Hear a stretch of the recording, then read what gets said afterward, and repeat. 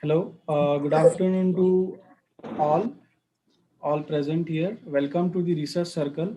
Our today's free webinar topic is ethnic conflict, community and creativity. And our today's expert speaker is Dr. Anushya Paul, Assistant Professor, Department of English, St. Joseph College of Commerce, Autonomous.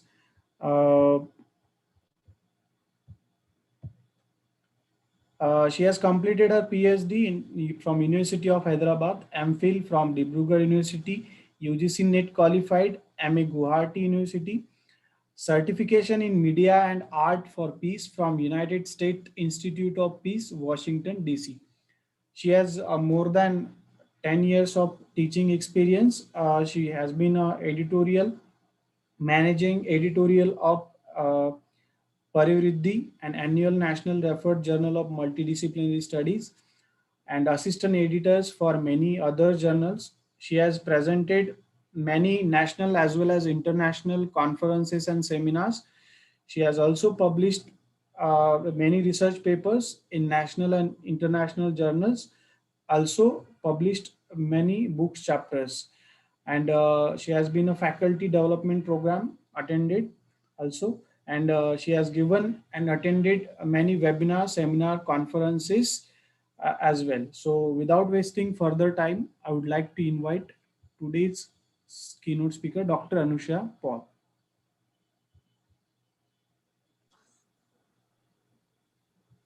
Thank you so much. I would like to extend my gratitude to Research Circle for allowing me this opportunity to speak. But I'm also sorry for the technical glitches that I am having on my side, where I'm not able to enable my video, because this was a very, very interesting topic, an area that I have started to explore newly and have come across many things which I would like to, distribute amongst new learners. And this is where I have also started designing a paper for my students in college. It is titled as Ethnic Violence in the South Asian context. Uh, but while I was trying to develop this paper, I would not like to sound very technical and a very theoretical person here at this point of time, because as I had told you, my venture itself is exploratory and I'm still exploring. But as I started my exploration, I understood that reading and knowing about ethnic conflict in various parts of the globe has become, increasingly important, especially for the young learners, because we have to make them aware as citizens. And that is what also my college stands by, the place where I work. They try to build in the consciousness of living in a society in these young learners, whereby they make them work for the society. We have 60 hours of, doing social outreach program for each student, and we need to go and stay in places where they are not developed much. They are on the no there is no influence of urbanization, and hence there is no aid of technology. And by doing that, we build men and women for others. That is the motto of our college, and this is something that we also try to put in our curricula when we teach the students.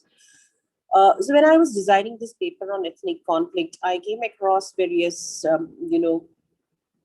aspects of dealing with ethnic conflict in the world of academia.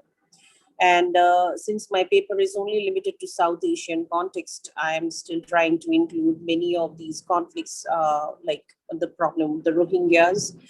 However, this is a limited paper for 6 months, so only we cannot, include everything. So we had to exclude regions like Nepal. which is now becoming, there are many writers from Nepal who have been talking about the ethnic problems in Nepal and the problem of displacement, how they are combating with the situation of ethnic violence after it is over, and what are the steps some of the institutions are taking. So, more or less, even my study and my explorations have been on the similar lines. And when I had started with this particular idea of ethnic conflict, there is a personal reason too, because I belong to Northeast India, and I had seen ethnic conflict from a very, very close proximity. Uh, I had seen, I had experienced myself, violence, like, bombing in places. And that was the time when I was working, and I could see, the mob violence that happens immediately after there is a kind of an attack or something like that. And the sudden change in the crowd behavior that happens on spot is something that I had remembered, which could not be erased from my mind. And that's when I was very, very much keen on exploring the wider aspects of ethnic conflict. So when I say ethnic conflict, I don't think there is a need for me to explain and elaborate to a crowd which is already well read and who knows a lot more than I believe I know right now. Um, why do ethnic violence happen? Why does it happen? Most of the times it is because there is a desire in the people to identify or to assert their identities in a distinctive way. And when we assert our identities in a very distinctive way, we always try to show that we are different. And showing the difference is never bad, but the way we show it is bad. And when you look into the context of the Citizenship Amendment Act, which came into existence in the Northeast, and the whole the the entire movement against driving out the foreigners from Assam, you could see that day by day this was gaining political attention and it was politicized. And even now, when you look into or trace the news, you feel that there is a tendency of displacing those who are foreigners. But these are all political talks. These are all talks in the higher levels. But what goes within, how our lives affected, is something that a student of ethnic violence should be able to understand in order to evade these problems, in order to evade such kind of circumstances and make the world a better place. So I will just very cursorily deal with these historical backgrounds, because if I start talking about one particular region, it will take a lot of time, and I know you will have better knowledge and information regarding these areas. So when I come to my own place, my native place of Assam, you see, there were two kinds of colonialism which had affected the land. One was through the British at the time of the British regime, and the other one as was by the indirect employment of the Bengali Babus in Assam, which further imposed Bengali as a language, as a culture on the people of Assam. And there were some enlightened souls in Assam, like Jyoti Prasad Agarwala, who is mostly known for his plays and the way he had put it up on the theatrical platform. And through the form of theater, he had wanted to spread this message amongst the people, amongst the natives in Assam, that we are getting colonized. Our language is getting displaced by a new language, a language that we have to acquire and start adapting to. And therefore, not only the language, but our artistic affiliations, our cultural affiliations, we are endangered now. And it is time that we realize it.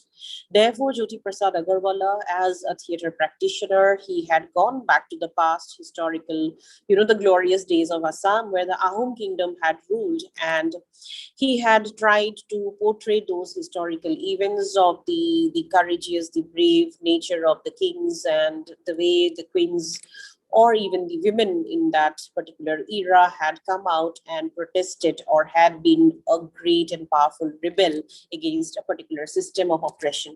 And that is when you see Jyoti Prasad Agarwala developing many plays, many scripts which were performed, and performance was the only way through which you could educate the masses.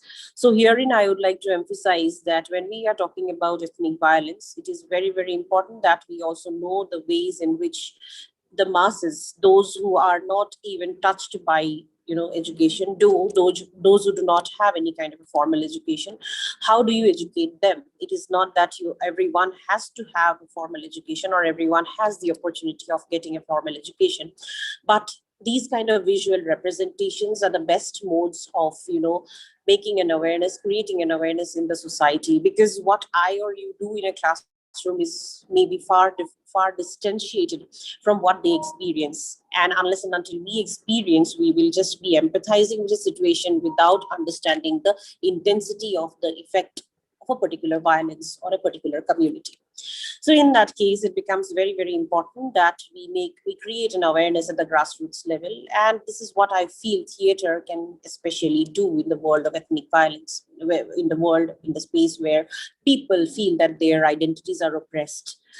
So this was a context where Jyoti Prasad Agarwala was trying to make the consciousness raising in the people about what their language was, what their past was, and trying to retrieve history and the historical accounts in the form of performance to instill the spirit of nationalism in the people of Assam. So when you look into this particular example, you see that the nationalism that was being propagated in Assam was far different from the nationalism of the mainstream society that was happening at that point of time when people, nationalist leaders like Gandhi or Bose had been fighting for gaining freedom for the subcontinent of India. So, why I had brought in this particular no case study in this talk is because when we talk about India as a nation, the idea is very complicated. Is India still a nation? Can we tell that India is a nation? Is something that we need to have a deeper response and a keen approach towards understanding India as a nation, because it is diverse, and there are tendencies of segregation in most of the places that we can see, even in Kashmir, right? And the whole north south debate that happens, it tells you about the secessionist tendencies that most of these sub-nationalist tendencies which are there. And when you come and look into these kind of approaches, you understand that yes, now this is a certainly a problematic area, and we need to know what actually is there within this ambit of a nation. When we say that it is a progressive nation, what is the progressive thing that the nation is doing, right? And that is when these kind of separatist tendencies, if you look at India, and if you are from any other part of the country, or if you are not from India and if you are right now in some other place or some other country, you come to know that the Northeast India is looked at as a kind of a separate entity, as a kind of an entity which is very much problematic, which is very much stereotypical with their skin complexion, the way their eyes are, the way their physical features are. So that way, the impression that we get with the physical features, right, it already distantiates them from the mainstream Indian society. And this is a thought that had, become very intense over a period of time. And if you look into the example of Nagaland, for example, although Nagaland is much more in a pacified state now, there were these leaders of the Naga Socialist Nationalist Council, that NSCN, where they still talk about their sovereignty. They still want to talk about their unique, constitution and their unique history. And it was very interesting. There is an interview available with Karan Thapar and Muiva, the NSCN leader, who is presently there in Nagaland, who talks about their unique history, and therefore they need a unique constitution. They are okay not to be a part of India. They want to be a separate kind of a state with their own sovereignty. But when people talk about these things, how much are they aware of the fact that if Nagaland is separated out, then what kind of dangers might India have to face? Because Nagaland is geographically located in a place where it will become very crucial for anyone to leave that land in India, because once you leave that land, there is a danger that the other countries from the east might come and occupy this particular landmass. And then it will become a security threat for the mainland India, which are, of course, the security issues for any country. It's not like, there is no, we cannot, as students of ethnic conflict, try to criticize another country for trying to occupy some other land. But everyone has their own reasons to justify their own actions. But what is of utmost concern here is how the common people suffer, how the common people, are mobilized in creating violence, in orchestrating violence, right? How they are used as instruments of propagating violence. That is something that you can always think about.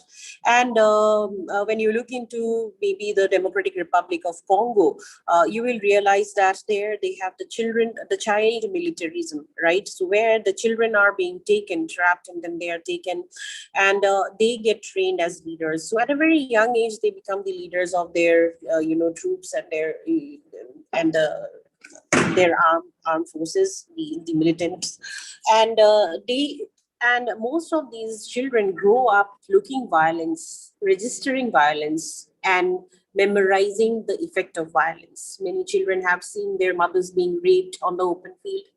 Many children have seen their fathers being killed at the gunpoint. And when a child faces these kind of situations, the child becomes rebellious. So here again, my focus is at those at that particular category of the human society, where you need to give more and more attention, so that they are taken out from the trauma. They are not traumatized. They are not traumatized and compelled to take up arms. So there was the story of one boy. I think his name is uh, Gahotok or something like that. I've just forgotten his name. And he had seen his mother being raped on the fields in Congo, and then he decides that, and she's killed, and then he decides that, yes, I'm going to take up arms and I'm going to join the militant group, so that I can take revenge from those who had killed my mother and raped my mother. And that's where he goes, and he spends many years there. He becomes a leader, and then he becomes a killing machine. And these are his words: I have become a killing machine over the years. And then I realized that I had actually not got anything in my life. So how do you bring in a state of reconciliation is something that we need to know as students of ethnic conflict or as scholars of ethnic conflict. Then there are various examples of why ethnic conflict happens. Like, if you look into the example of Kashmir, you see that nobody ever was an owner of Kashmir. If you have read about Kashmir's history, you will know that Kashmir was never a part of India. Kashmir was never a part of Pakistan. Kashmir was Kashmir. It had its own independent identity, right? It had its own claim on a geographical space, which was their sovereign place. Yet that was a place which was very, very attractive because it was beautiful. The landscape was too beautiful. The climate was too good, right? And therefore, even though the Dogra leader, I have just forgotten his name. He had wanted that Kashmir should always remain sovereign, remain, a kind of concrete identity for anyone else to come and visit this particular place. But in and around when India, when there was partition, right? When Pakistan got separated and India got separated, that was a time when Kashmir became a volatile place where, it became a contention between India and Pakistan. Now, who's going to take over the land? That was the kind of a clash that was happening. And if you look into the situation now, somewhere this kind of a contention is being maintained, is being sustained, it's still there, right? Now, how do you go and help the people there? How do you go and talk to the children there? It is very sad and disappointing to see that even the aspiring engineering students, medical students there in Kashmir, when they come to the mainland India, they are being looked at with suspicion. Why is that kind of a thing happening? Why are we looking at the young crowd as, suspects, right? When they are aspiring candidates to complete their engineering, to complete their medical science, to complete their education, right? So how can we possibly get into those places and talk to these people, make them understand it? And it is very much pertinent that we look into the literature of these regions, because there are people who are writing about these places, and when we ignore literature as something that is very, romanticized and highly distanced from the reality, that is not the truth. Like history has its own preferences, and historical accounts are preferred accounts of some elite historian who would like to talk about a particular place, a particular history in his or her own way. If you look into literature, literature is slightly different because it is to do with feelings, and feelings come when there is some kind of an actual experience, right? There is an acute experience.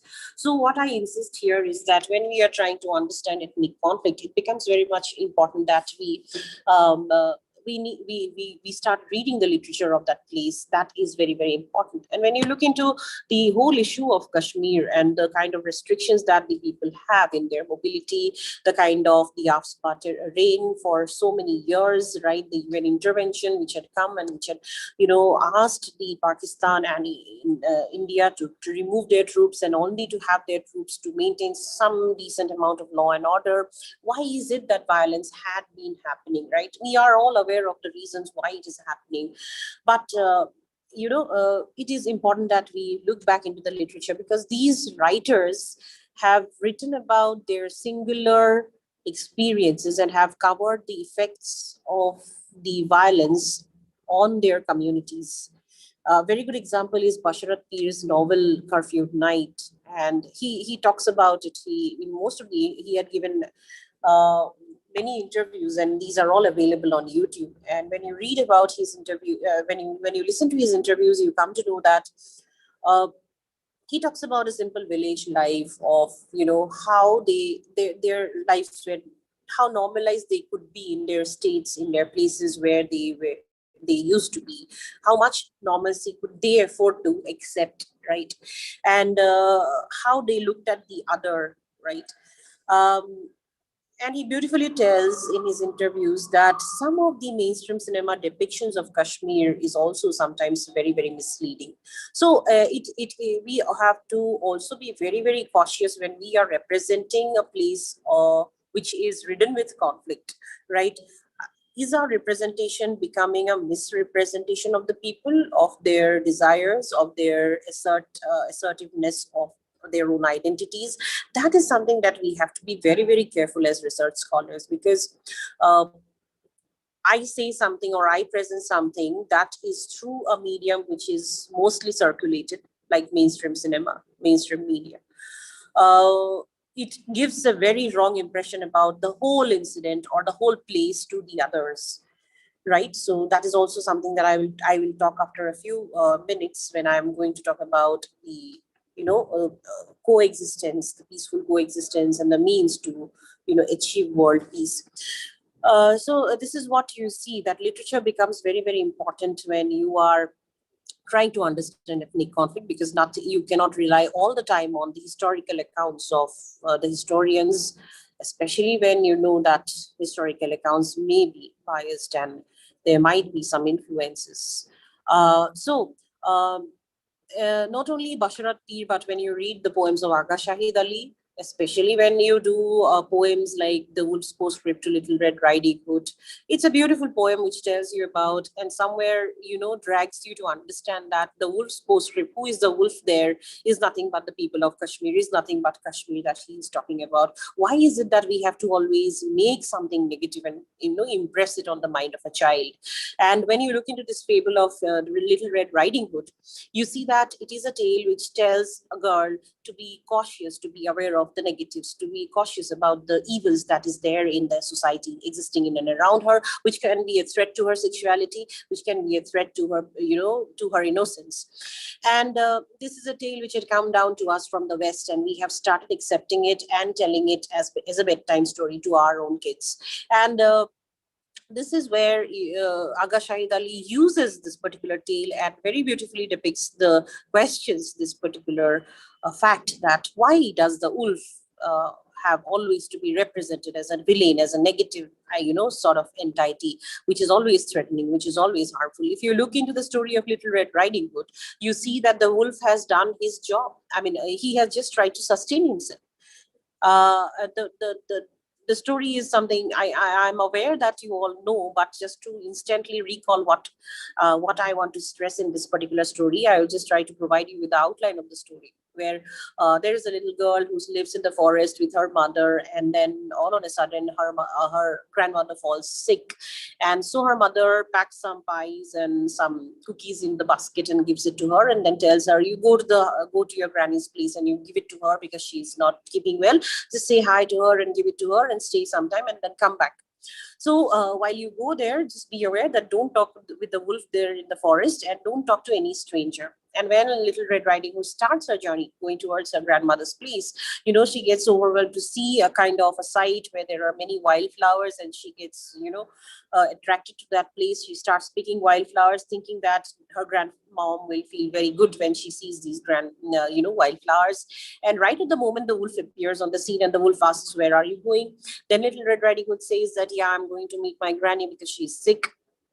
And then the wolf comes to know where her grandmother lives, and the wolf goes there in that place and eats her grandmother. After a moment, she also reaches, Little Red Riding Hood also reaches that place, and then she states that, she calls out her grandmother, and then the grandmother's voice changes from inside. It seems that, Little Red Riding Hood understands that there is something wrong in her grandmother's voice, and then she asks, "Why is your voice like this?" And then the grandmother says that, "My voice is like this because I'm sick." Right? And when she enters the room of her grandmother, she finds that her grandmother's appearance has changed totally.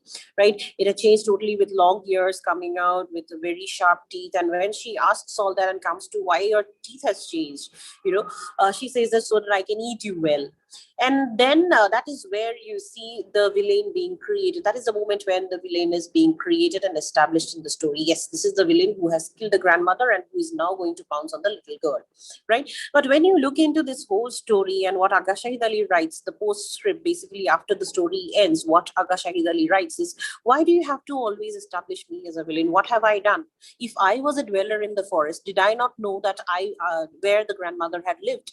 Right? So I was fully aware of the fact that that this little girl's grandmother was living in a forest in under the three oak trees. I knew it very well from the beginning, and I could have just killed her and eaten her up, gobbled her up long time back. Why did I have to wait for the moment that Little Red Riding Hood, on no till the day that Little Red Riding Hood will be visiting her grandmother and will be eating, will be giving her some cookies and stuff like that. So the narratives, what I wanted to intended to tell you here is that the stories, the way we construct stories, right? What is our agenda behind constructing a story? Are we misrepresenting the wolf here? Because the wolf is an animal, is a dweller in the forest. It is it is a carnivorous animal. It has to sustain itself by living on flesh, and he cannot be considerate and judgmental. If he would have been that equally rational, he would have been a human being, he would have been a part of the human society. Right? So this way of constructing a narrative where we have for many years, rendered the wolf the position of a villain, we have given the wolf the position of a villain, is something that our narratives have done, and the human psyche had done or constructed the narrative around the wolf and had done great injustice to the wolf. The wolf is right in claiming its rights. The wolf is right in killing the old lady because it is not a old lady for him. It is a flesh. It is an animal with flesh and blood which he has to eat to survive. Right? So this is where you see misrepresentations being questioned by a poet from Kashmir like Aga Shahid Ali, and he questions it very beautifully. He questions it with if you still delve a little deeper into it, you see that we humans have a tendency to accept stories without questioning, and this is what we pass on to our future generations. Uh, so why and these stories create the impression and represent a particular place, a particular people, a particular community. How can you demystify these kind of stories? How can deconstruct this kind of a misrepresentation that happens through stories? So that is where I urge that literature becomes a very, very important agency of discovering the real life truths, although written in a romantic way, although fictionalized to a certain extent. But when you are accustomed with emotions, when you get closer to the emotions, you come to know about what an individual is actually going through, right? It can have those rhetorics of language like hyperbole, oxymoron, metaphor, simile. All of that will be there, of course, because it is a part of literature. But at the same time, you cannot deny the feeling, the emotions being expressed, right? Why I now stress on the emotions is because violence, ethnic violence, has very much to do with emotions. When you go back to the example of the African boy, of the boy in Congo who had taken up arms, what did he see? He saw his mother being raped and killed in front of his eyes. It is his emotion. He had reacted on his emotions, and he had emotionally taken up the arms too in order to avenge the murder and the rape of his mother. So, where ethnic violence is very deeply connected with emotional violence, violence that is done on the emotions of people, right? When you talk about CA, when you talk about the displacement of those who have come and who have stayed there for a long time now, right? Um, Forget about we looking at it as an Indian, right? Look at the way we as a global society exist. There are people who have run from the tyranny of feudalism from Bangladesh, and they have started acquiring places in a place like Northeast India, right? What are the steps being taken to assure asylums to them? What are the steps being taken to help them, no, to maintain their human dignity? There are, of course, organizations like United Nations Human Rights Commission, right? And there are organizations like World Vision who are working towards it, right? But isn't it the duty and the responsibility of each and every citizen here to, at least make the others conscious about the acceptance of the other in a practical way, right? It is not that the ever increasing population in Northeast India can be just ignored. It can't be, because it is going to impact our economy, it is going to impact our security, right? So how do you deal with it at the larger level? What are some of the agencies which can deal with such kind of a problem is the concerning question when we are talking about ethnic violence, right? So these are the ways in which we can have an approach. We can have a, talk about the communities who are, or make awareness about these communities. And what is creativity doing here? How can we use creativity is something very, very important, because not everyone's potential is to mediate, right? Not everyone can mediate. And if someone is mediating, the person has to know how to mediate.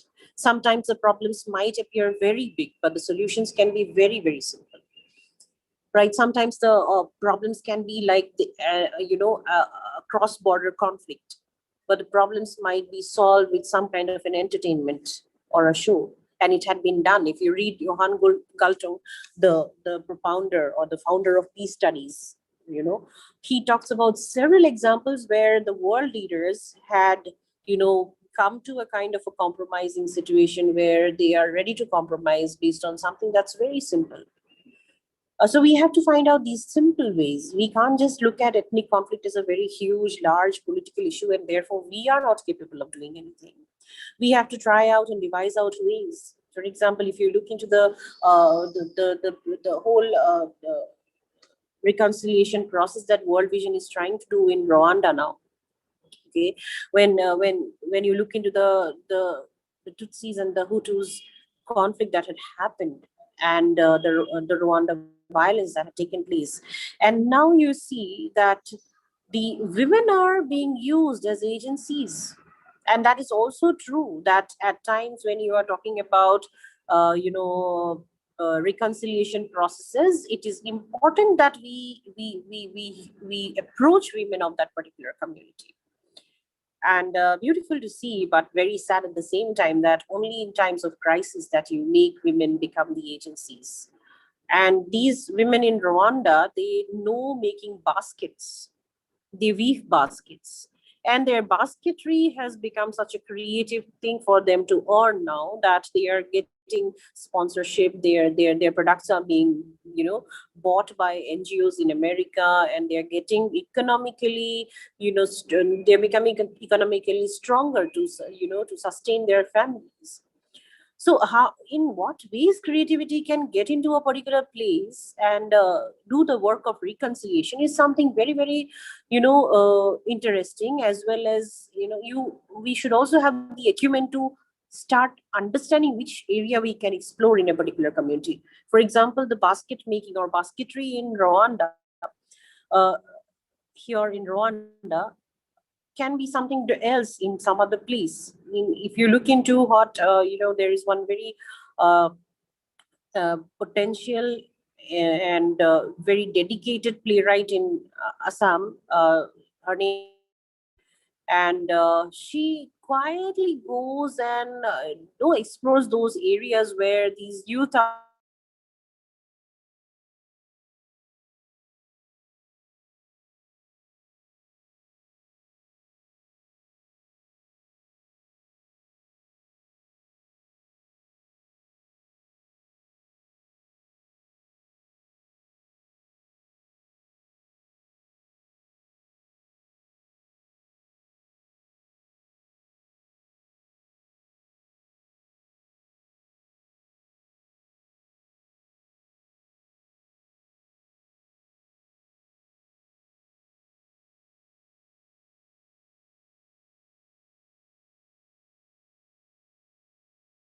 I hope you can hear me.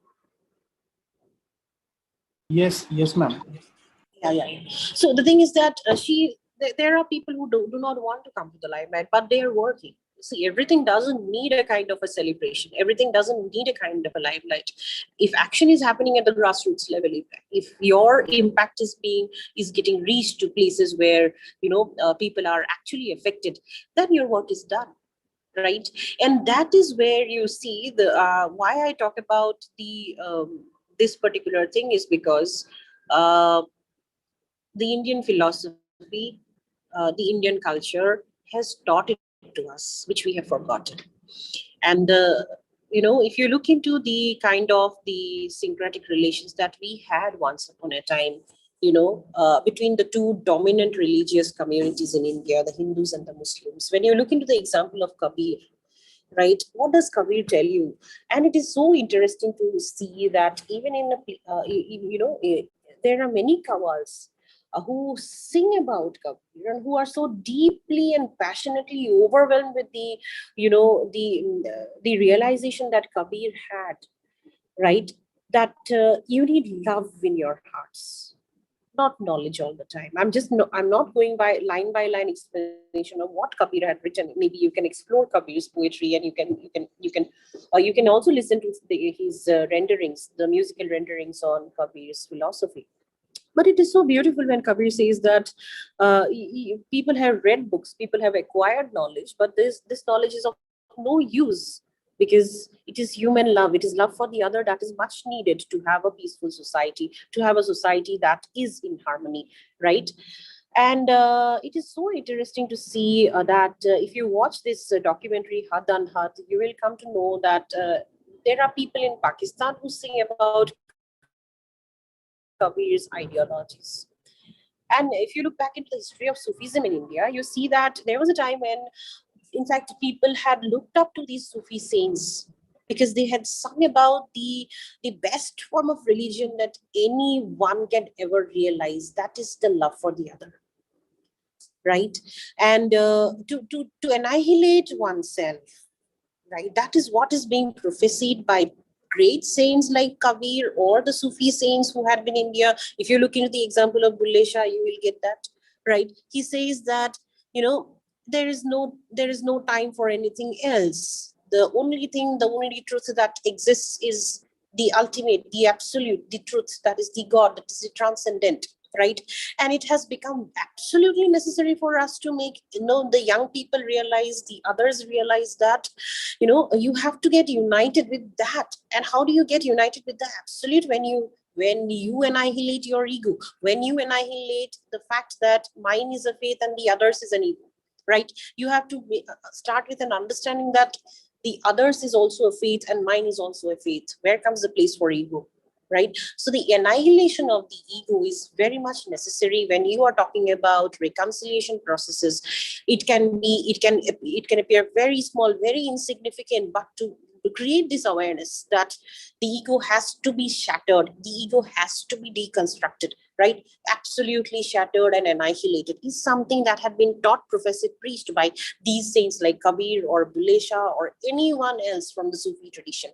Even the bhakti movements that had happened in India once upon a time in the 14th century, what do they tell you? They tell you that was a kind of an upsurge against caste system in India, right? And there you see that they talk about the hollowness of, customary, the customs that people follow blindly without realizing what actually it is, right? Without being associating oneself with God, we just keep on doing so many things which we believe is good or should be done, right? So this is time that we realize what is needed, right? What is most important is your affiliation, is your connection with the ultimate, your connection with the transcendent and the absolute, and that's only one, and that's where you need to reach. How do you reach there? When your heart is wide to open, I am wide to love everyone in the same way, right? So ethnic violence, when we are students of ethnic violence, our ultimate goal should be,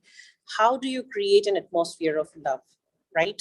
Because if you read only books and if you're only informed in the formal sector of education, and then you have your degrees and you are not able to make any kind of an impact in and around you, then it is something that is questioning your, should question your conscience, should question your self-esteem, right? Because that is what is more demanding at today's point of time. And then I won't drag it more because I know it's been a long time now. So I was yesterday listening to this Nobel Peace lecture when Dr. Martin Luther Jr. had given his Nobel Peace Prize lecture on that event, on the day of that event in 1964, on October 14th, 1964. Dr. Martin Luther King was awarded the Nobel Peace Prize, and immediately 4 years after that, he was assassinated, he was shot down. Um, and then I was just listening to his talk and I was trying to understand what actually King had, you know, envisioned when he was talking about world peace, when he was volunteering for world peace. Interestingly, you will see that King was highly influenced by the philosophy of nonviolence that Gandhi had propagated. And he says that he asserts that in his speech that nonviolence is not a sterile possibility, but it is a very, very powerful model of restoring peace. Right? Violence cannot be countered with violence. There has to be a kind of a different approach if you have to counter something that is end-time, right? And there are some very, very distinct modes and mediums or means of acquiring world peace, and these can be like very simple steps like, do not promote media that is that divides, do not promote anything that talks about hate, right? uh, Deal with climate, because climatic changes affect societies, affect communities, and displace localities. So it is very much important that everything is so interconnected. It is an organic state of existence where we live, right? Unless and until we talk about, unless and until we are able to deal with the problem of flood in Assam, it becomes difficult for us to deal with something that is with the problem of immigration, because every year flood comes, every year it washes out, every year people are deprived of food and basic amenities, and then there is a constant threat of somebody already coming into that place, right? So the climate changes affects community, affects the it impacts the stay of a particular community, right? And hence displaces them and creates larger problems, might create ethnic problems, right? And then we have to also stop. This is what was also advocated by leaders like King and all, that you have to say no to guns, arms, whether it's a cell, whether it's a anything, right? You have to just stop that. You have to initiate peace camps. You can go, you can form a small group, go and visit some places, have a nice time there, and then talk to them, interact with the people. And when you do that, you can also employ one more theatrical medium, that is playback theater. You can talk to them, collect their stories, and enact them out in front of them. So this is what Jonathan Fox and his wife, I think her name is Salasu, Joe Salasu, and Jonathan Fox had been doing even in Nepal. They had come and they had used this kind of a theater, playback theater, where they collect the stories, and the person who is talking about or giving the story will be there on spot, and the actors will improvise the story and start acting out immediately. So what happens is the person feels good to see his or her story being performed out and people knowing it. So it's a kind of a relief, the stress gets relieved, the emotions, come out, and it is a kind of a healing. It's a kind of a therapy that happens. So we can all explore such kind of, methods of dealing with people who are under a trauma after the effect of the violence on them. Then there should be also some greater, higher level work, like distribution of economy from the rich to the poor has to have a system. It has to be a very systematic transfer of economy from one class to the other, right? And we need to pay attention to the labor rights. We need to stop desegregating activities in the name of caste, class, religion, whatever it is, right? And we can support people who actually expose crimes, who actually expose war crimes or ethnic violence, right? We should support those kind of stuff. I mean, these are the ways in which we can maybe think about making places better, right? But it is again depends on the individual's choice, right? So this is what I was prepared to talk about, and I hope I had just spoken whatever, and it had conveyed something of significance to you, which you can fall back and look again. Uh, I think I'm done. Thank you so much.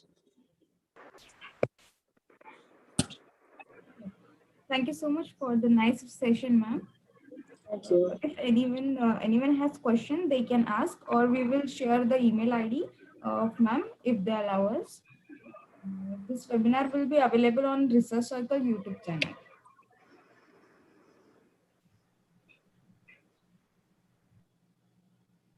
Thank you so much. Thank you so much all. With the permission of today's keynote speaker, I would like to end this webinar here. Thank you. Thank you so much. Thank you.